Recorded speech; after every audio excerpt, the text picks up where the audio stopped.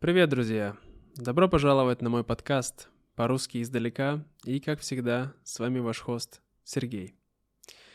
Сегодня будет непростой подкаст, будет очень личный подкаст. И я хочу посвятить его моей собаке Томе, который ушел от нас, ушел из жизни несколько дней назад. Благодаря ему и благодаря всем тем, кого я имел в моей жизни и кого потерял, я стал тем, кем я есть. Ну вот, Тома был последний, поэтому я хочу посвятить этот подкаст ему. И о чем же я сегодня буду говорить? Это, вы знаете, у меня было много мыслей о том, о чем говорить в этом подкасте. Я знал, что я хотел говорить о чем-то, но я не мог точно понять, о чем я хочу говорить. Но сейчас я думаю, что примерно я понимаю. Сегодня я хотел бы поговорить с вами о том, как я стал буддистом, как я пришел к этой вере, как она стала для меня важна, и как смерти моих любимых, моих близких помогли мне в этом в какой-то степени. Вот. И, конечно, хотел сказать спасибо всем друзьям, кто поддерживает меня на Патреоне. Вот. Вы знаете, я вас очень люблю, всех моих патронов, особенно, конечно, таких как Джоэл, Джош, Лиз и Джефф. Огромное вам спасибо. И да, что, поехали слушать подкаст.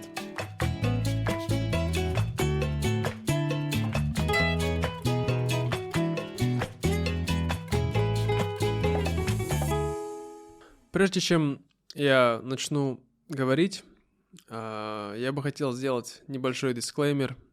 Во-первых, я буду говорить о религии и о вере, а также о некоторых вещах, которые мы можем назвать чудесами, то есть что-то очень необычное. Так что если вы очень,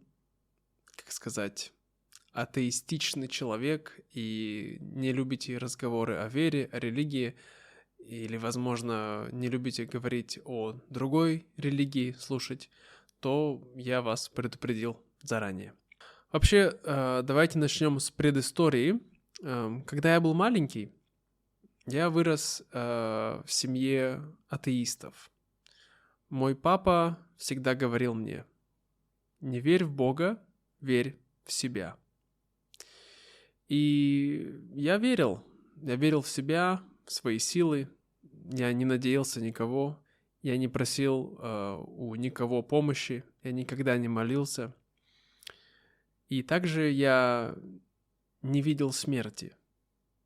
Точнее, я видел смерть моих, возможно, животных, но всегда это было как-то издалека, это не было так сильно, это не было так ярко переживающе, как сейчас.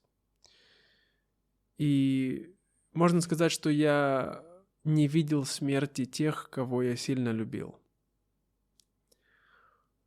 И первый раз я побывал на похоронах. Это было в 2017 году. Это были похороны моего дяди. В тот момент я тоже не могу сказать, что я чувствовал сильные эмоции, потому что, конечно, мне было жаль моего дядю. Он не был очень старый, вот. Но в то же время я не испытывал великую грусть по этому поводу, какие-то тяжелые эмоции. Но, возможно, мы не были так сильно близки с ним, поэтому. Однако в 2020 году началась такая черная полоса в этом плане в моей жизни, можно сказать. И за 4 последних года я потерял 5 любимых мне близких людей и животных. В 2020 году мы потеряли нашу собаку Софу. В 2021 умерла моя бабушка. В 2023 умер мой пес, моя любимая собака Син, и умер мой дедушка. И вот в 2024 умер Тома, тоже моя собака. Были и другие, кто умирал за последние 5 лет, такие как бабушка моей жены, 2 кошки моей жены, а также еще одна кошка, которая жила с нами. Но это не были очень близкие для меня люди, поэтому я так сильно не переживал. Но вот те 5 человек и животных, которые ушли за последние 5 лет, это было тяжело, скажем так. И хотя для меня были это очень тяжелые моменты, они помогли мне стать сильнее. Они помогли мне найти способ преодолевать уныние и также верить в силу молитвы. Именно так, молитвы. За последние 5 лет я прошел путь от агностика до почти полноценного буддиста, можно так сказать. И моя вера сейчас сильна, как никогда. Но как же так вышло? Я расскажу вам сейчас об этом. Все началось с того, когда я еще был в Ханое, и я часто видел жестокость по отношению к животным. Иногда я вмешивался, и мне удавалось помочь, но очень часто у меня не было возможности ничего изменить. И когда я видел очень много смерти и жестокости, и ничего не мог с этим поделать, я чувствовал себя подавленно и тяжело. Иногда мне хотелось закрыть глаза на все это, закрыть мое сердце и не чувствовать ничего. Но я выбрал другой вариант. Я начал молиться за них. Для меня это было очень необычно и странно, потому что я никогда в моей жизни этого раньше не делал. Я вырос в семье атеистов. Как я сказал, отец всегда говорил: «Не верь в Бога, верь в себя». И я с ним согласен до сих пор, но бывают ситуации, когда от тебя ничего не зависит, и ты уже сделал все, что мог. Но ты хочешь сделать что-то большее. И именно в этот момент тебе на помощь приходят молитвы. Именно в этой ситуации я оказался, живя во Вьетнаме. В тот момент я уже начал встречаться с моей будущей женой, и именно она познакомила меня поближе с буддизмом. Конечно, я раньше уже многое знал о буддизме, потому что меня всегда интересовали разные религии, но я все же также оставался агностиком. А что это значит, агностиком? Ну, это значит, что я верил, что есть что-то выше нас, что-то сверх, что-то там, другое. Но что это, мы не можем узнать или понять. Так я думал долгое время. Кстати, моя жена тоже не была буддисткой с рождения. Вообще во Вьетнаме на самом деле только 15% населения буддисты. Другие люди, они либо атеисты, либо поклоняются предкам и различным духам. А моя жена стала буддисткой только 12 лет назад. Она смогла обратить всю ее семью в буддизм за всего несколько лет.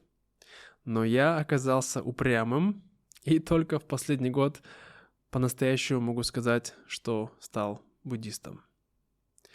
Ну и вот, в тот момент моя жена сказала мне, что если я буду повторять имя Амитабхы Будды, то я смогу им помочь.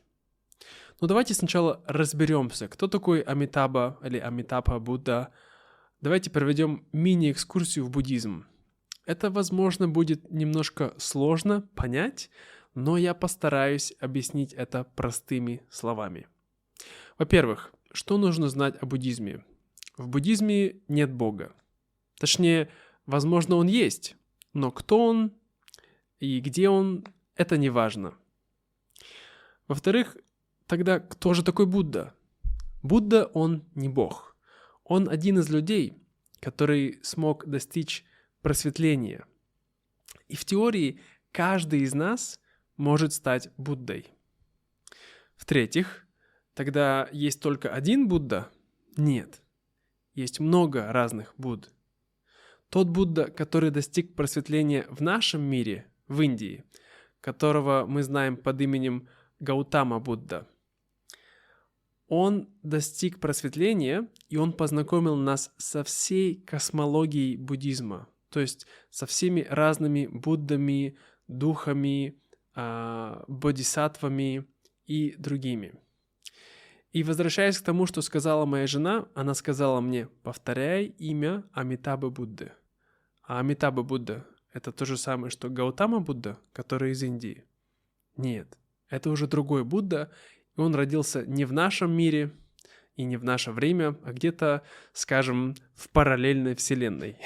Я точно не знаю, но примерно так. И когда он стал Буддой, когда он достиг просветления, Амитаба, он пообещал помогать всем, кто к нему обращается. И в этом и есть главная разница учения Гаутамы Будды, который из Индии, и Амитабы Будды из другого мира. Гаутама Будда учит, что чтобы достигнуть просветления, нужно это делать через медитативные практики и аскезы, отказы от мирской жизни, но в то же время соблюдение срединного пути, конечно. А Амитаба Будда говорит, что можно достигнуть просветления через молитвы и помощь другим. Сострадание – вот главная часть учения Амитаба Будды. И это очень резонирует с моими убеждениями о морали, в том числе о веганизме. Хей, это Сергей из будущего. Я послушал еще раз то, что я сказал, и это было не совсем правильно. Давайте я проясню. В общем, Гаутама Будда, он учит тому, как достичь просветления. И он учит разным путям, потому что есть множество разных путей, как это сделать, которые зависят от способностей людей. От того, как они могут достичь этого или как они могут воспринимать знания и все остальное. Но дело не только в буддизме, он также учит нас, как вести нравственную жизнь, как быть хорошим человеком, и все в таком духе. Вот. А что касается Будды Амитабхи, то что в нем особенного? Он создал чистую землю. Это среда, куда все существа со всего мира, со всех разных вселенных могут приходить и переродиться там. И затем оттуда уже они могут двигаться дальше, пока не достигнут просветления. Поэтому любой, кто переродится в чистой земле, он разрывает самсару. Ему больше никогда не придется перерождаться. Вот. И он также, Амитаба, он известен своими 48 обетами. Можно сказать, что это великие обеты, большие обеты. И один из самых известных обетов, он таков. Любое существо в момент своей последней жизни, то есть в последний момент своей жизни, перед смертью, на последнем дыхании, если оно сможет произнести имя Амитабы от 1 до 10 раз, то это существо переродится в чистой земле. Еще что нужно знать о буддизме? Конечно же, о карме. Я думаю, что все люди в мире примерно представляют, что такое карма, но карма бывает, негативная и позитивная.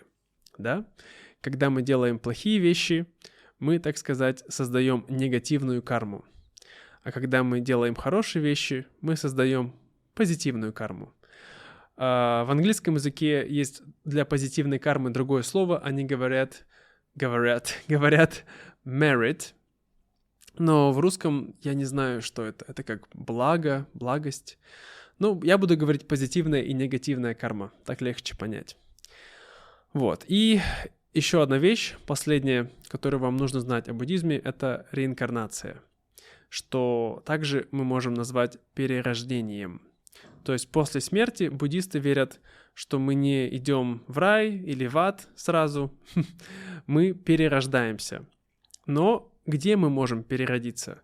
Вообще в буддизме есть 6 разных, может быть даже больше, но основных 6 путей или направлений, где ты можешь переродиться. Есть 3 хороших и 3 плохих. Давайте быстренько я вам расскажу. Значит, 3 хороших пути. это переродиться человеком. Это значит хорошо, если ты переродился человеком. Также ты можешь переродиться в раю. Но важную вещь нужно понимать, что в буддизме рай, он не вечный. То есть, в отличие от христианства, когда человек попадает в рай, он там всегда. Но в буддизме ты в раю не навсегда. Когда у тебя много очков позитивной кармы, ты накопил за жизнь, попал в рай, и там хорошо живешь, без проблем, без страданий, долгое время, пока у тебя есть очки доброй кармы. Когда они заканчиваются, ты возвращаешься назад в человека, перерождаешься. Или даже хуже, может быть. Но это мы еще посмотрим. И третий путь, хороший путь, это перерождение в чистой земле. Эй, это опять я, Сергей из будущего. Тут большая ошибка.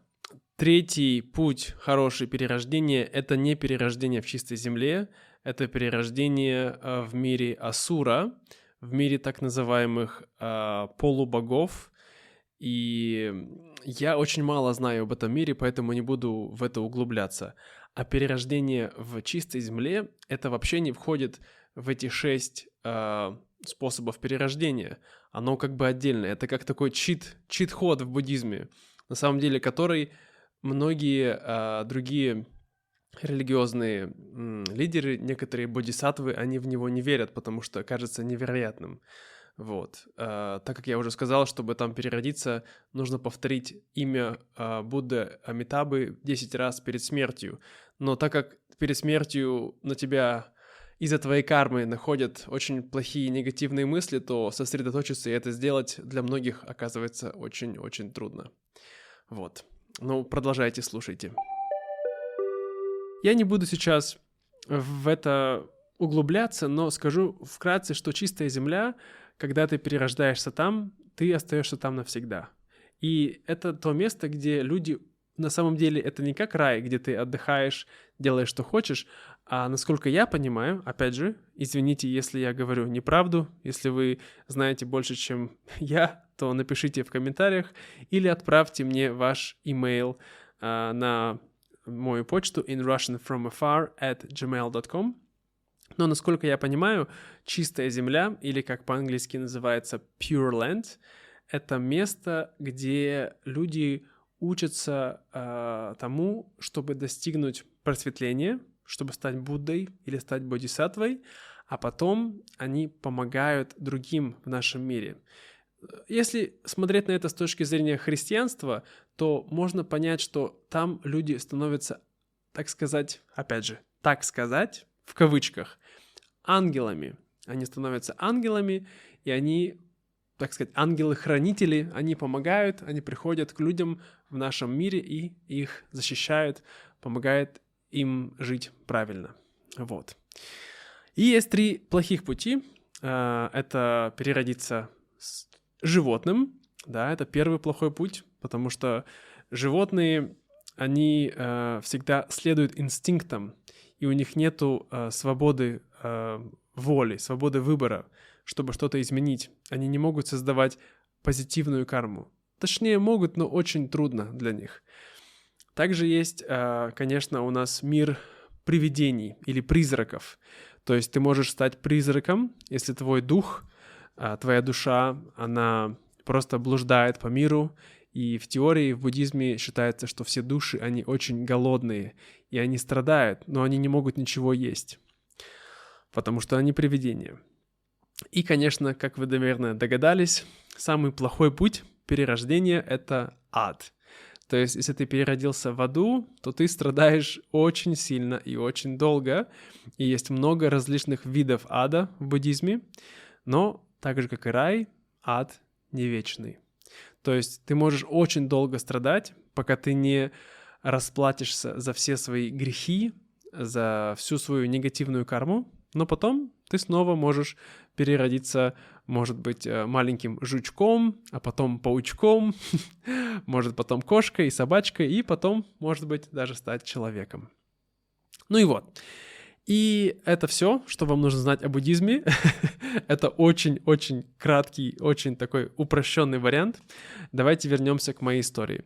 Значит, когда я был в Ханое, моя жена сказала мне, что я могу молиться Амитабе Будда, который сказал, что если мы будем называть его имя по-вьетнамски, мы говорим Азидафат. И если мы будем взывать к нему, то он поможет нам. И я это делал.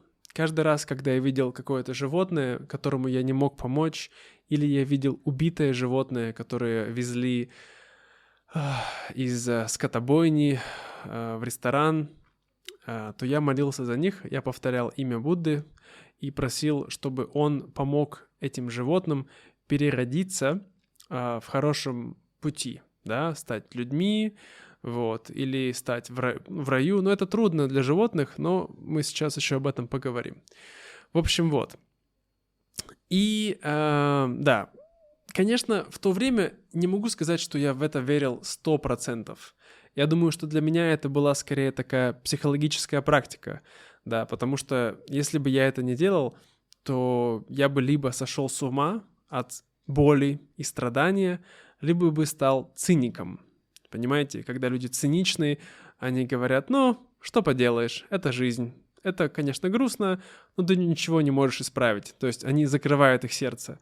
И я не хотел не страдать так сильно от боли, и не хотел от беспомощности, да, и не хотел стать циником. Поэтому я выбрал этот путь молитвы. То есть хоть что-то маленькое я могу сделать. То есть я в то время, может быть, не верил так сильно в буддизм, в Будду, но я верил в силу энергии.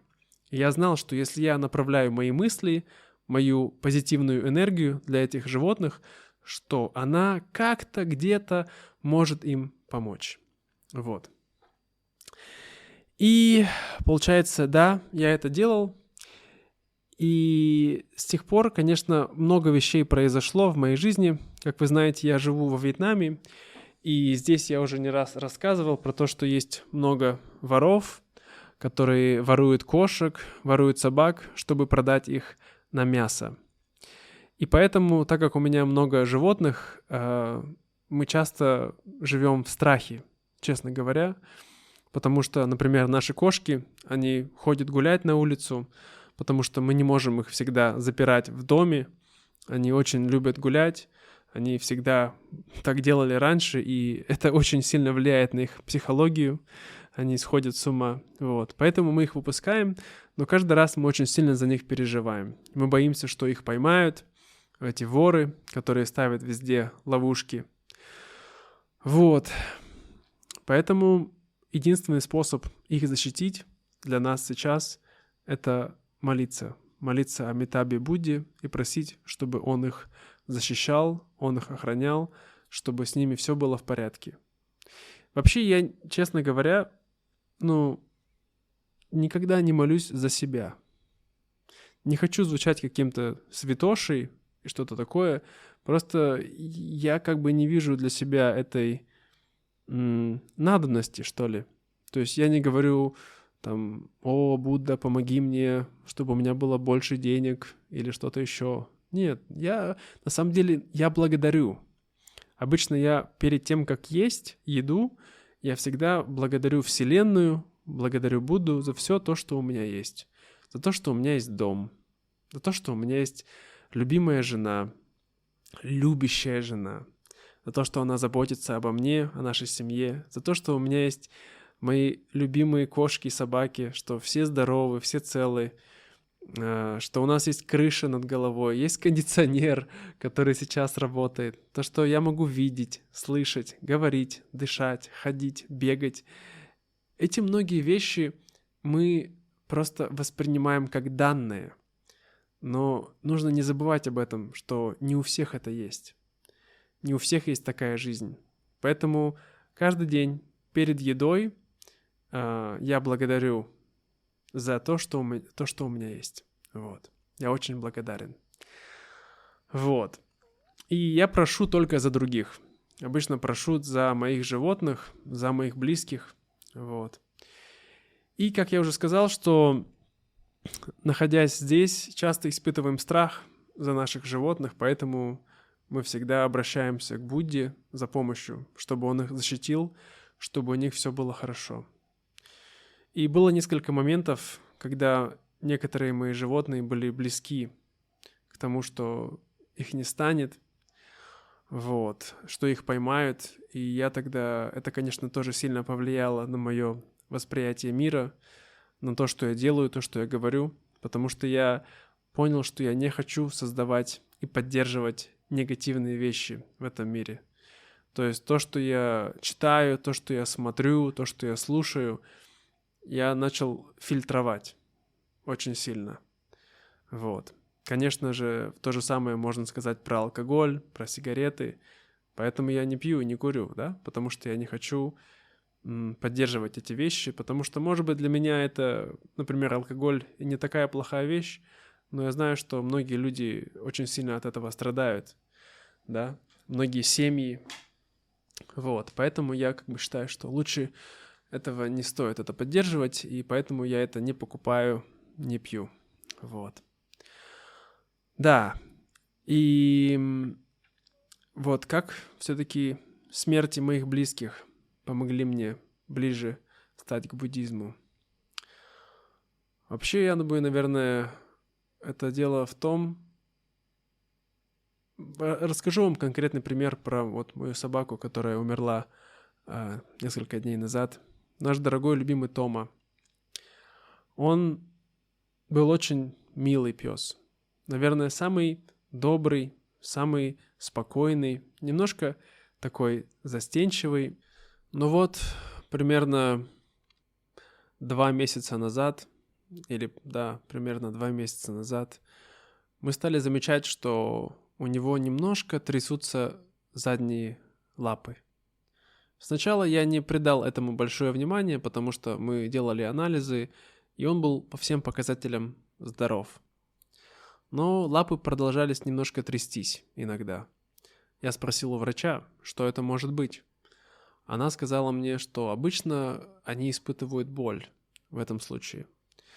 Тогда, конечно, мы забеспокоились, и мы отвели его к ветеринару. Ветеринар сделала рентген его ног, посмотрела, и оказалось, что у него был артрит. Начальная стадия, ничего пока серьезного, но также у него были такие кальцификации его позвоночника. Точно, мы привели его к ветеринару тогда, когда он начал хромать. Он начал хромать немножко, немножко прихрамывать на одну лапку, но все еще ходил. И мы привели, проверили, она сказала, да, у него артрит, и нужно давать ему лекарства, и все такое. Мы все начали делать, все вроде было бы неплохо. Но потом в какой-то день он просто вообще не мог ходить. Он не мог встать, его задние ноги просто не работали. И тут мы стали думать, что же делать. Врач прописала лекарства, чтобы помочь его спине. Мы, честно говоря, так и не поняли, что она пыталась сделать. Но, честно говоря, зря мы решили ее послушать, и это все сделало только хуже. Потому что, может быть, эти лекарства как-то и помогали его ногам, его позвоночнику, но на самом деле они очень сильно портили его почки, его печень, а также его сердце. У Тома было большое сердце, но оно было слабое. И у него были часто шумы в сердце. Поэтому эти лекарства, они начали очень сильно подкашивать его здоровье, подкашивать его сердце. И самое ужасное, что меня не было в этот момент рядом с ним, потому что я был в Турции, я был на свадьбе моей сестры, а моя любимая была здесь одна. Это было очень тяжелое время, потому что я не мог поддержать ее, я не мог поддержать Тому, я не знал, сколько ему осталось. Ветеринар сказала, что лучше его усыпить. И когда мы говорим о эвтаназии, честно говоря, даже несмотря на то, что я долгое время был довольно-таки приверженец буддизма, но к эвтаназии я всегда как-то относился как сказать, я считал, что в этом нет ничего плохого, потому что я считал, что это, так сказать, подходит к идее буддизма, что ты испытываешь сострадание к животному, которое страдает, и ты убираешь его страдания. Весьма гуманный способ, да? А когда ты оставляешь его дальше жить, то, так сказать, ты даешь ему больше страдать. То есть это твоя вина, что оно страдает. Но моя жена мне очень много раз объясняла, и я не могу сказать, что я полностью с ней был согласен, но я слушал ее. И она мне говорила, что почему важно все-таки всем живым существам уйти из этого мира самим, потому что нам нужно расплатиться за нашу карму. То есть наши страдания перед смертью коррелируют с нашей кармой. И если мы закончим смерть раньше, еще до того, как мы расплатились за нашу карму, то, скорее всего, мы не переродимся в хорошем пути. Мы не переродимся в раю людьми или в чистой земле, но это уже другой вариант. Скорее всего, мы переродимся в плохом пути. Мы станем животными, призраками или чего хуже в аду. И это довольно логичный способ объяснения, потому что я всегда любил буддизм именно за то, что все объясняется логично. Да? Конечно, не все, но многие вещи. И сама идея то, что у тебя есть карма, и тебе нужно расплатиться за твою карму. Я это понимаю. И поэтому, когда уходил наш пес Син в прошлом году, мне было очень тяжело, потому что он уходил очень тяжело, у него было много проблем, у него были припадки, и последний день это было ужасно. Я даже не смог находиться рядом с ним, но моя жена была рядом с ним, потому что для меня это было слишком. Я был очень зол на мою жену, что она не разрешила его усыпить. Но в этом году, когда пришла ситуация с Томой, я тоже говорил об этом. Но она долго просила меня и настаивала на том, чтобы мы тоже не делали это в этот раз. Я сказал, ну он будет страдать. Она говорит, я знаю. И тут сейчас расскажу вам несколько вещей, которые, возможно, покажутся немножко невероятными, но я вас предупредил. Во-первых, брат моей жены, он часто видит сны. И его сны многие сбываются. Так сказать, он имеет определенную связь с духами. И он видел сон, как призрак нашей собаки, который умер в прошлом году, Син. Он пришел к нам домой, и он сидел рядом с Томой и улыбался. И мой брат сказал ему, почему ты здесь? Ты должен молиться, стараться переродиться человеком, не оставаться призраком, да? Но он пришел и сидел рядом с Томой. И брат моей жены рассказал это моей жене, и в тот момент, это было еще 2-3 месяца назад, еще до того, как мы увидели проблемы у Томы. В тот момент моя жена уже начала догадываться, что, возможно, скоро Тома уйдет, что Син пришел ждать его. И что интересно, что Тома умер можно сказать, на 1 день раньше того, когда умер Син в прошлом году. То есть их дата смерти почти в 1 день они умерли. Опять же, скажете, совпадение? Может быть, не знаю.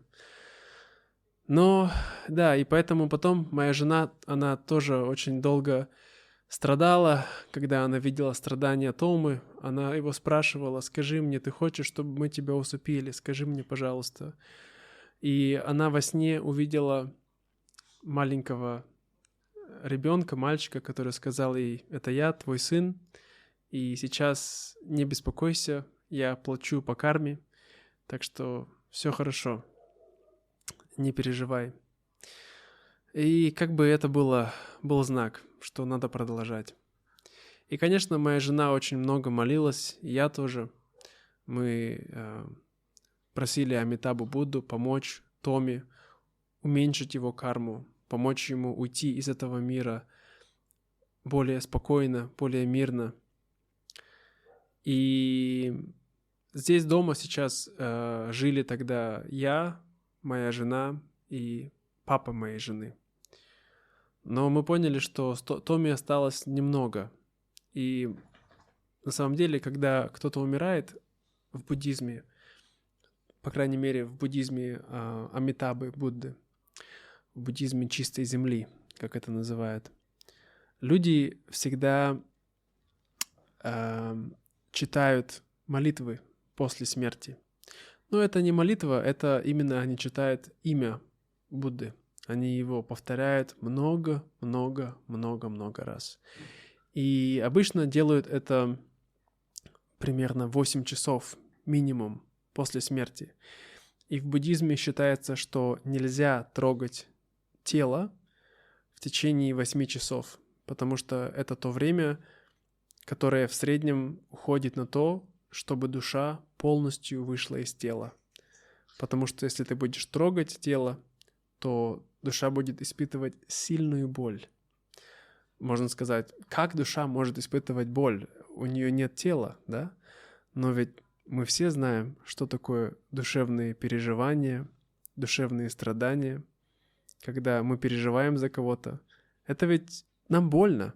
Хотя это не что-то конкретное, но нам больно. Вот поэтому душа может испытывать боль таким образом. Вот.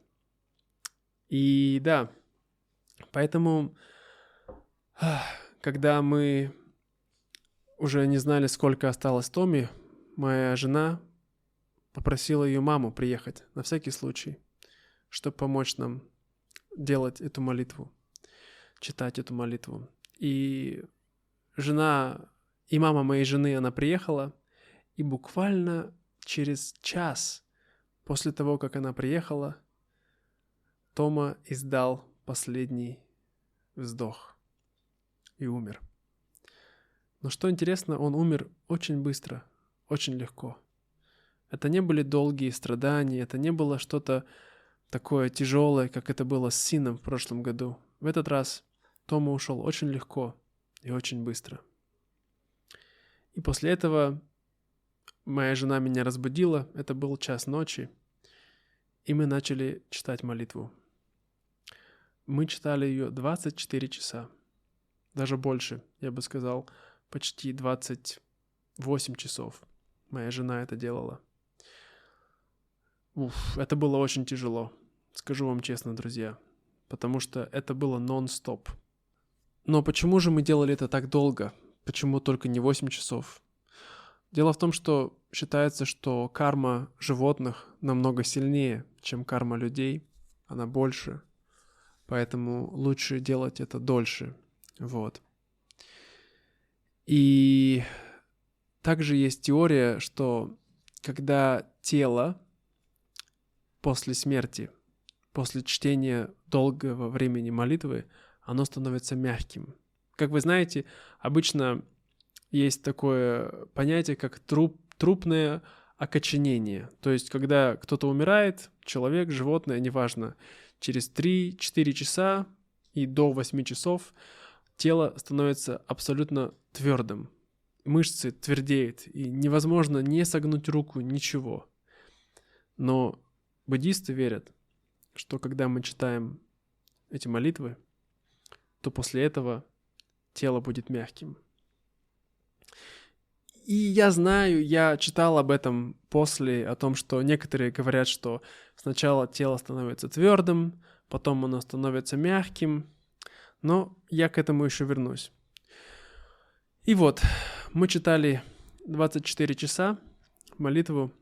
Это было очень тяжело, как я сказал, потому что нам приходилось постоянно меняться, пока один читает или два человека читает, другой человек спит или ест, потом мы меняемся, вот. И в основном, конечно, это делала моя жена. Я думаю, что из этих 24-28 часов она, наверное, была, я не знаю, часов 18-17, я думаю. Я, наверное, часов 7-8, может быть, 9. Вот. Но она была больше это время. И, конечно, папа моей жены тоже нам помогал. Он покупал еду, привозил еду, вот, кормил нас. И да, это было очень тяжелое время, потому что ты спишь несколько часов, потом встаешь, читаешь молитвы, потом снова спишь. То есть мы делали это ночью, мы делали это днем, потом опять ночью, и это было тяжело, конечно. Вот. И после 28 часов, то есть почти через сутки, утром мы повезли его в крематорий. Когда мы привезли его в крематорий, то женщина, которая работает там, она была очень удивлена. Она его потрогала, и она сказала: «Он умер 28 часов назад?» Мы сказали: «Да».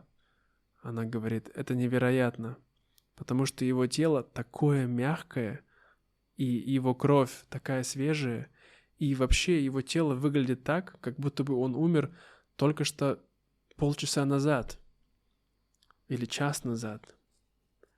То есть это было невероятно, понимаете? И опять же, как я сказал, возможно, это было просто так случилось, что тело стало мягким по каким-то химическим, так сказать, химическим реакциям в организме, да? Но просто мы спросили эту женщину специально, сколько она видела очень много животных на ее опыте, да, у нее было очень много животных, которых люди привозили, и она говорит, никогда не было, чтобы животное после 24 часов выглядело так, было таким мягким, не имело вздутый живот, не имело признаков легкого разложения, как это было здесь с нашим Томой. И это чудо.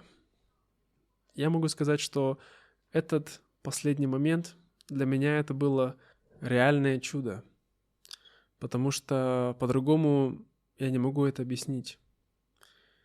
И, конечно, после этого я думаю, что моя вера в буддизм, вера в молитву, в то, что Будда помогает нам, она стала намного сильнее. И я верю, что Тома, он переродится в лучшем мире, в хорошем пути. Переродится ли он человеком в раю или в чистой земле, мы еще не знаем. Мы молимся, конечно, чтобы он переродился в чистой земле, чтобы он никогда больше не страдал. Но это трудно. Мы посмотрим, как получится, конечно. Вот. Но для меня лично этот опыт был очень сильным. Но в то же время сейчас я чувствую себя в большей степени радостным, честно говоря. Я рад, что Тома сейчас, он не страдает, и я рад, что мы смогли помочь изменить его судьбу, его жизнь. Конечно, он сам платил за карму, но то, как он умер, то, как мы долго за него молились, я искренне верю, что это повлияло.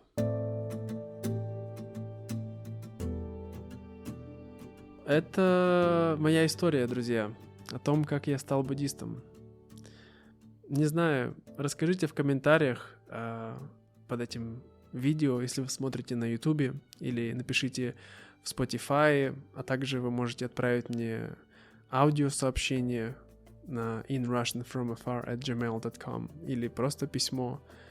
Что вы думаете по поводу этой истории? И бывали ли у вас какие-то такие немножко магические, чудесные истории? И как вы пришли к вашим убеждениям? Может быть, вы верили в Бога? Или были буддистом, или кем-то еще, а теперь вы атеист? Можете тоже рассказать, это интересно. Вот. Но для меня это такая история. Очень необычно, конечно, говорить об этом, особенно людям, потому что я всегда немножко стеснялся этого. Я стеснялся того, что люди подумают, что я какой-то с промытыми мозгами, да? То есть такая мысль, что все люди верующие, они немножко глупые, а все люди атеисты, они умные. Но, к сожалению, это не всегда правда. Есть много умных верующих и много глупых атеистов. И наоборот, конечно. Вот. Так что да, это длинный подкаст, но я надеюсь, вам было интересно его слушать. И я желаю вам хорошего дня. Желаю, чтобы вы любили ваших близких. Это самое главное. Неважно, верите вы в Бога, не верите в Бога, потому что в буддизме нет Бога. Но неважно, какие у вас духовные убеждения, самое главное, что любите своих близких, потому что они самое важное, что у нас есть. Заботьтесь о них, и у вас все будет хорошо. Намо Зидафа.